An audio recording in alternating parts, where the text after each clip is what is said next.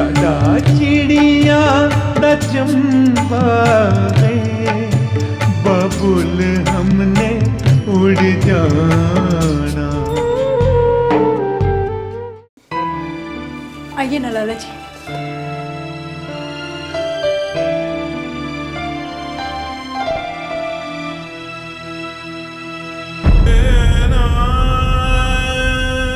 अरे लाला जी, आप मुझे ऐसे क्यों देख रहे हैं?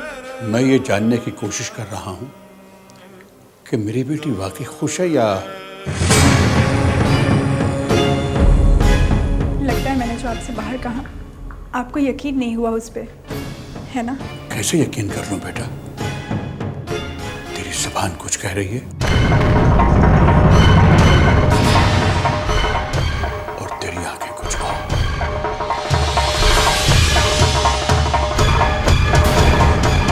लाला जी, आंसू दुख के हो या सुख के, उनका रंग तो एक ही होता है। इसीलिए इंसान हमेशा धोखा खा जाता है पहचानने में कि आंसू सुख के हैं या दुख के। मुझे तो लगा था कि जवान बेटी माँ बाप के कंधों पर एक बोझ की तरह होती है और वो बोझ हट जाने के बाद आप सुखी हो गए होंगे। लेकिन लाला जी, आज आपको यहाँ देखकर मुझे यकीन हो गया कि ऐसा मत कहो बेटा, ऐसा मत कहो। कोई भी माँ बाप अपनी बेटी को बोझ नहीं समझता, वो मजबूर होता है। हमारा समाज ऐसा है कि जैसे ही बच्ची जवान होती है सबकी आंखें उस पर गड़ जाती हैं और माँ बाप के कानों में ये आवाजें आने शुरू होती हैं कि इतनी बड़ी बच्ची है, घर पे बिठा रखी है, शर्म नहीं आती इन्हें? अगर शादी करने की औकात नहीं थी तो बच्ची पैदा ही क्यों की? जैसा कि बच्ची का पैदा करना माँ बाप के हाथ में होता है। नहीं बेटा, ऐसा नहीं है। माँ बाप को मजबूरी अपनी बच्ची को बोझ मानना पड़ता है। दिल से तो वो बच्ची को बहुत प्यार करते हैं, लेकिन चाहते हैं कि किसी तरह भी समाज का मुंह बंद हो जाए और वो उसकी शादी कर देते हैं। वरना कोई भी मुझसे पूछे कोई मेरी बेटी मुझे क्या लगती है मुझे। ओए लाले, तू यहाँ बेटी का हाल जानने आया है या उसे रुलाने? वीना बेटी, सच सच बताना, यहाँ सब कुछ ठीक ठाक है ना? हाँ चाचा जी, यहाँ तो सब कुछ ठीक ठाक है। पर आप बार बार मुझसे ये सवाल क्यों कर रहे हैं? क्योंकि बेटा, हमने सुना है कि... क्या सुना है लाला जी? वीना बेटी, कुछ नहीं सुना है। ये लाला तो बूढ़ा हो गया है, कुछ भी बोल देता है। अब हम तो ये देखने आए थे कि वीना बेटी अपने ससुराल में सही सलामत सेट हो गई है ना। अब तुम्हें देख लिया है, तसल्ली हो गई है। लाले, चले या यहीं रहना? काश हर बाप अपनी बेटी को विदा करने के बाद उसके साथ रह सकता।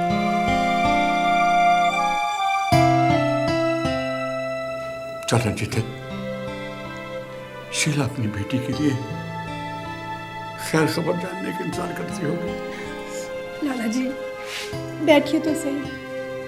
बस बेटा, अब जाने दे बेटा, हमें अब जाने दे। साडा चिड़िया दा चंबा है, बबुल हमने उड़ जाना।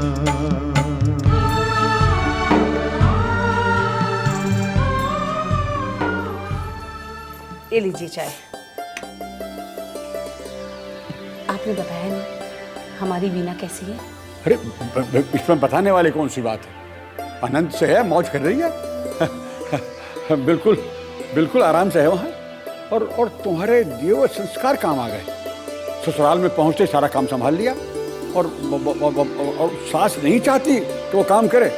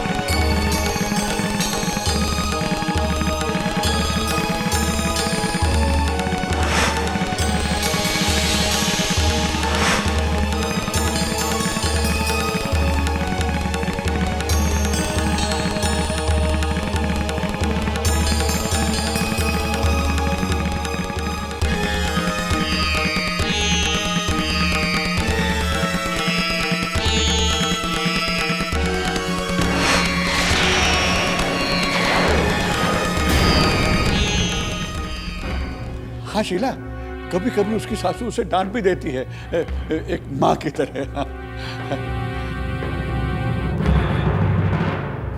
बीना आई मेरे पास, कहने लगी मुझे सास काम नहीं करने देती, डांट देती है।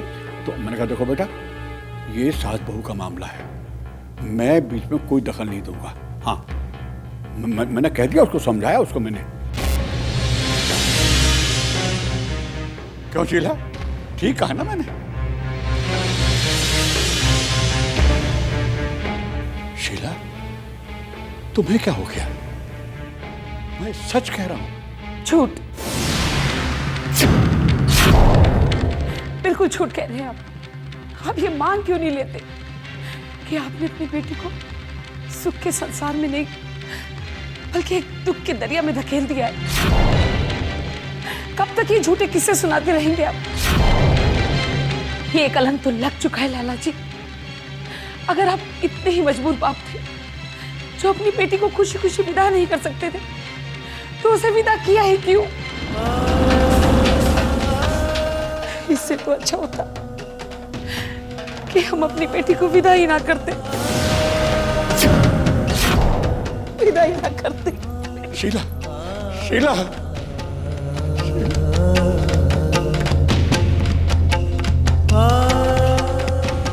क्या करूं मैं?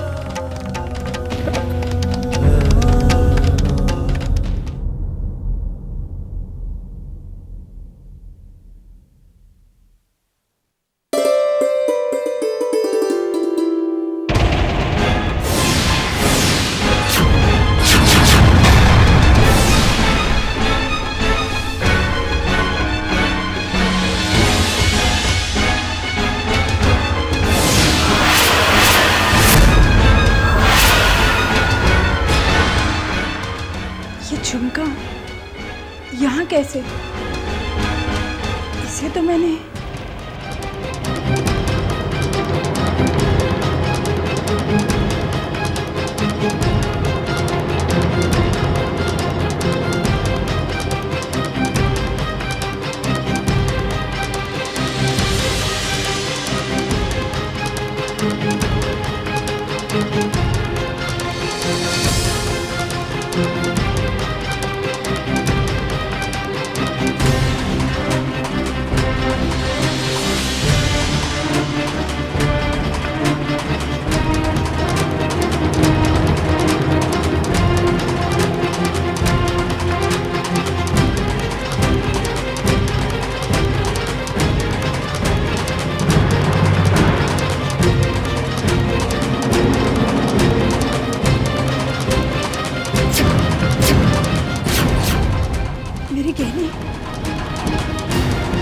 मेरे गहने कहाँ गए? माँ जी, क्या हुआ? माँ जी वो मेरे गहने। गहने? क्या हुआ गहनों को? पता नहीं माँ जी, मिल नहीं रहे। मिल नहीं रहे? क्या गहनों को पर लग गए हैं? जुड़ जाएंगे? पता नहीं माँ जी, मैंने तो अलमारी में रखे थे, अभी देख के आई हूँ तो नहीं है।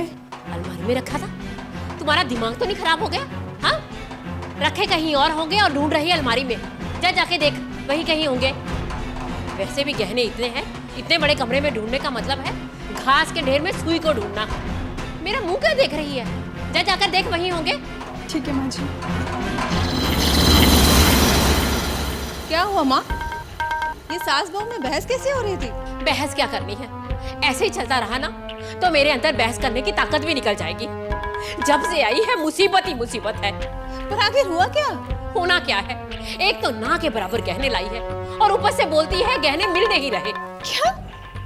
गहने नहीं मिल रहे? फिर होंगे वहीं कहीं। माँ, ऐसा भी तो हो सकता है कि गहने कमरे में रखे ही ना। क्या मतलब? कहीं प्रकाश को? कैसी बातें करती हो माँ? तुम भी अपने ही खून पे शक करती हो। मैं ये कहना चाह रही थी कि आज ही सुबह उसका बाप आया था और अभी रात को गहने गायब होने का नाटक। कहीं ऐसा तो नहीं कि अपने बाप के कंधों का बोझ हल्का करने के लिए अपने बाप की जेबें भर के भेजा हो? खैर, तुम यहीं रुको, मैं देख कर आती हूँ कि आखिर माजरा क्या है।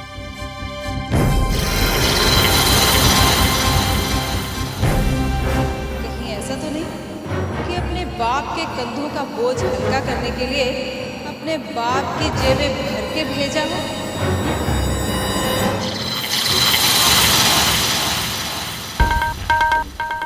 भाभी, मैंने सुना तुम्हारे गहने नहीं मिल रहे। ठीक सुना आपने, वही ढूंढने की कोशिश कर रही हूँ। बेकार मेहनत कर रही हूँ। मिलना होगा तो मैं ले जाएंगे। दीदी, गहनों के पैर तो नहीं होते जो खुद ब खुद चलकर सामने आ जाएंगे, ढूंढने तो पड़ेंगे ही। अब रहने भी दीजिए, वो गहने थे ही कितने, उनका मिलना ना मिलना एक ही बराबर है। दीदी, आपके लिए होंगे वो गहने मामूली, मेरे लिए नहीं। उन गहनों में मेरे माँ बाप का प्यार था। इसीलिए तो मैं माँ से कहती हूँ कि अगर किसी को प्यार दो ना तो बदले में उसे प्यार ही देना पड़ता है। सही कहा दीदी आपने। वैसे जब लड़की शादी के बाद अपने मायके से विदा होती है तो उसका सारा प्यार उसके ससुराल वालों के लिए होता है। शादी के बाद लड़की ना तो अपने ससुराल वालों को नज़रअंदाज कर सकती है और ना ही मायके वालों के मामलों में दखलंदाजी। तुम मुझे ताने दे रही हो? दीदी, समझदार के लिए इशारा काफ़ी होता है। ज्यादा इशारे मत करो। हाँ, कभी कभी ज्यादा इशारे करने से आंखें खराब हो जाती हैं और कभी कभी जिंदगी भी। दीदी, आप मेरी फिक्र मत कीजिए, मेरी फिक्र करने वाले बहुत हैं। आप तो बस अपना फ़र्ज़ सही से निभाइए, और आप अपना फ़र्ज़ यहाँ रहकर अच्छी तरह से निभा सकते हैं या अपने ससुराल में रहकर, ये मुझे आपको बताने की ज़रूरत नहीं है। वैसे भी बेटी एक दिन मायके आए तो मेहमान की तरह स्वागत होता है, और अगर ज़्यादा दिन रहे तो समझ रही हैं ना आप।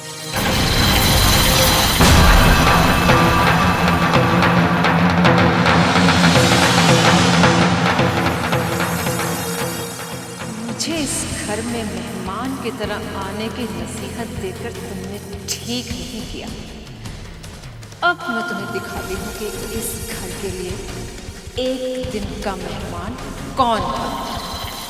यहाँ कौन ज्यादा रह पाता है, मैं या तुम?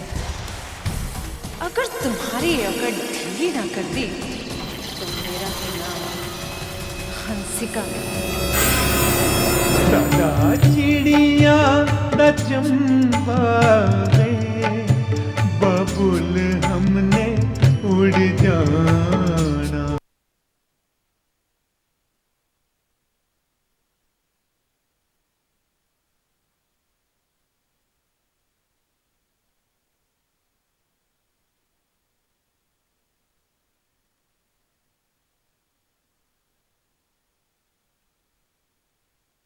दादा चिड़िया दा चंपा गए, बबुल हमने उड़ जाना। हंसिका, तुम बहू को मिलने गई थी, क्या गहने मिले क्या? मेरी बात बिल्कुल सही निकली माँ, गहने उसने अपने बाप को ही दिए। ओ बीवी जान, क्यों बेचारी भाभी पे इल्जाम लगा रही है? क्या इस घर में पहली बार चोरी हुई है? अरे जब पहले चोरियां होती थी तब तो आपकी बहू इस घर में नहीं थी ना, तब कौन करता था चोरियां? हैं? और एक बात को जानते बूझते कि इस घर में ऐसी हरकत कौन कर सकता है, उस बहू पर इल्जाम लगाना ठीक बात ना है। इंसान दुनिया से झूठ बोल सकता है, अपने आप से झूठ नहीं बोल सकता। हंसिका बेटी, दामाद जी सही कह रहे हैं। हाँ, ले सुन ले बीवी जान। आपको भी लगता है कि प्रकाश ने नहीं, प्रकाश ने ही। और मेरी बात कान खोल के सुन लो, अगर गहनों की बात करनी है ना, सिर्फ प्रकाश से करना, बहू से नहीं करना। हाँ, गलती तो मैं ही करती हूँ ना, जो इस घर का भला सोचती हूँ। कुछ भी हो, मुझे क्या, आज के बाद मैं कुछ नहीं कहने वाली।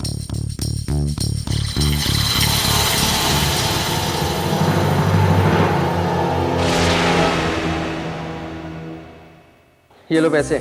आज पैसे की कोई कमी नहीं, तुम पत्ते बांटो। आज मेरे हाथ ऐसा खजाना लगा है कि मेरी तो तकदीर खुल गई है, और ऐसी तकदीर खुली है कि तुम सबकी तकदीरें बंद हो जाएंगी। इतने पैसे मिले हैं आज मुझे, यस। बांटो पत्ते बांटो, देखो आज मैं तुम्हें कैसे हराता हूँ। आज मुझसे जीतना मुश्किल काम होगा, तुम नहीं जीत पाओगे आज।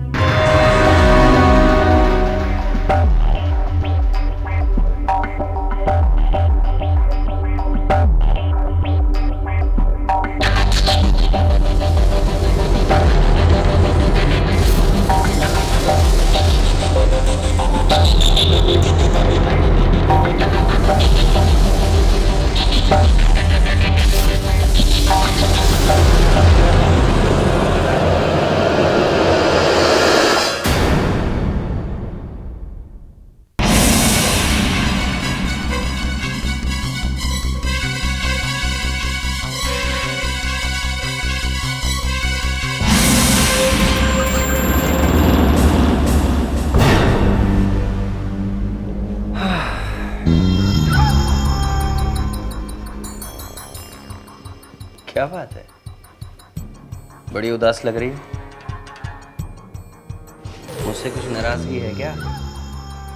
बीना, कुछ तो बोलो। कितने में बेचे आपने गहने?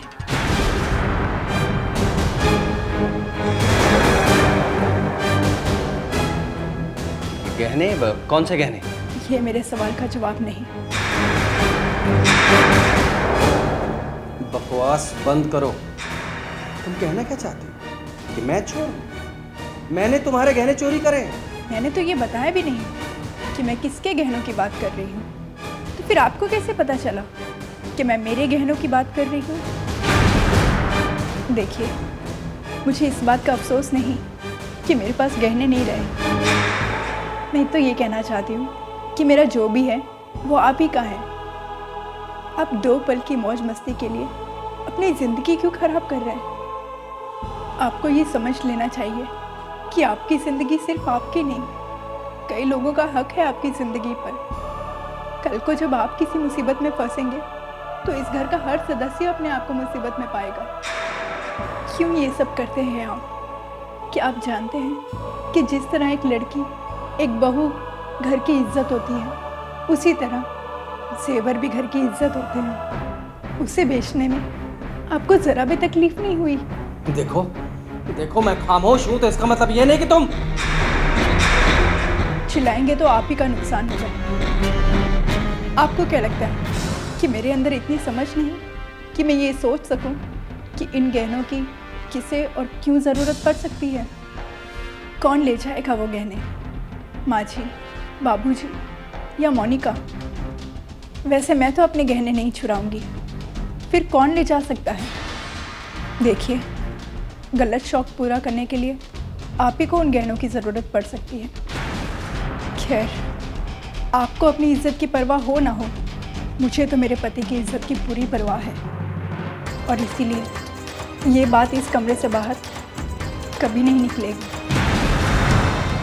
बस मैं इतना कहूँगी कि मेरे लिए अगर आपके दिल में थोड़ी सी भी जगह है तो आप कोशिश करिए कि मेरा सुहाग मेरे सामने एक मुजरिम की तरह ना बैठे। खैर, जाने दीजिए, जो भी हुआ उसे भूल जाइए, और अगर मेरी किसी बात का आपको बुरा लगा है तो मुझे माफ़ कर दीजिए।